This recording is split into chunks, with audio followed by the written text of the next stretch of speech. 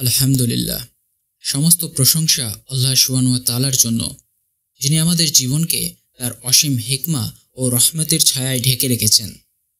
আমরা মানুষ অনেক সময় দুনিয়ার কিছু বিষয় বুঝতে পারি না, কেন এমন হলো বা কেন এমন হলো না। আসলে এর পিছনে লুকিয়ে আছে গভীর রহমত। এর মধ্যে একটি অমূল্য নেয়ামত হলো ভুলে যাওয়া। ভুলে যাওয়া এটা আল্লাহ সুবহানাহু ওয়া তাআলার এক বিশেষ নেয়ামত। তিনি যদি আমাদের এই নিয়ামত না দিতেন, বেঁচে থাকাটা যে কি ভীষণ দুঃসহ হয়ে উঠত তা আমরা কল্পনাও করতে পারি না। প্রিয় কোনো মানুষ যখন মারা যায়, প্রথম কিছুদিন আমাদের অসম্ভব খারাপ লাগে। সারাটা দুনিয়াকেই কেমন যেন রংবিহীন, বিষাদ আর বিরক্ত লাগে। কিন্তু সময় যত গড়ায়, আমরা আস্তে আস্তে সেই শোক এবং সেই ক্ষতটাকে সেরে উঠি। সময়ের সাথে সাথে প্রিয় মানুষের স্মৃতিগুলো ধূসর হতে থাকে আমাদের মানসপটে। আল্লাহ সুবহানাহু ওয়া তাআলা যদি আমাদেরকে এই ভুলে যাওয়ার ক্ষমতাটুকু না দিতেন, তাহলে একবার কল্পনা করুন আমাদের জীবনটা ঠিক কেমন হতো।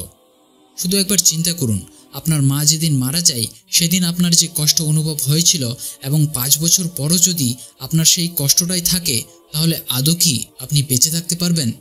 আবার ভবিষ্যৎ না জানাও এক ধরনের নেয়ামত। ধরুন আজকে রাতে আপনি কোনোভাবে জেনে গেলেন যে আপনার ফুটফুটে সন্তানটা আগামী বছর ঠিক আজকের দিনটাই মারা যাবে। আপনার দ্বারা কি সম্ভব হবে আজ থেকে স্বাভাবিকভাবে জীবনযাপন করে যাওয়া? আপনি কি ঠিকমতো খেতে পারবেন, ঘুমাতে পারবেন এই ভবিষ্যৎ জেনে যাওয়ার পরে? আল্লাহ সুবহানাহু ওয়া তাআলার নির্ধারিত প্রত্যেকটা বিষয় এমনই হিকমাপূর্ণ। তিনি যখন বান্দাকে কোনো কিছু দেন না বা জানান না, সেটা বান্দার কল্যাণের জন্যই। আবার তিনি যখন বান্দাকে কোনো কিছু ভুলিয়ে দেন, সেটাও বান্দার কল্যাণের জন্য।